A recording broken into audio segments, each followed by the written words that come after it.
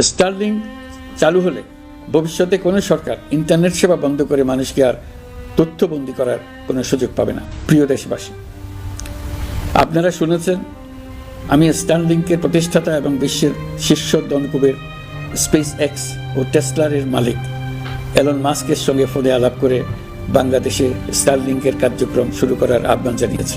সে অনুসারে কোম্পানির প্রতিনিধিরা এখন বাংলাদেশে তাদের কার্যক্রম শুরুর আয়োজন করছে। তাদের সঙ্গে 3 মাসের মধ্যে বাণিজ্যিক চুক্তি চূড়ান্ত করার কাজ চলছে। স্টারলিংকের মাধ্যমে স্বল্প মূল্যে উচ্চগতির ইন্টারনেট বাংলাদেশের ডিজিটাল জগতে একটা বিপ্লব আনবে। স্টারলিংক সেবা চালু হলে দেশের প্রতিটি গ্রাম, দ্বীপাঞ্চল, দুর্গম পাহাড়ি অঞ্চল অতি উচ্চগতির ইন্টারনেট সেবার আওতায় চলে আসবে। স্টারলিংক চালু হলে ভবিষ্যতে কোনো সরকার ইন্টারনেট সেবা বন্ধ করে মানুষকে আর তথ্যবন্দী করার কোনো সুযোগ পাবে না। বাংলাদেশের প্রতিটি অঞ্চলে বিশ্বমানের শিক্ষা, স্বাস্থ্যসেবা, অর্থনৈতিক ক্ষেত্রে সকল নাগরিকের অংশগ্রহণ নিশ্চিত করা যাবে।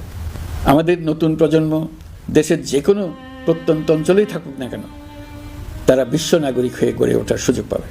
সরকার যুব উদ্যোক্তা নীতি 2025 প্রণয়ন করেছে।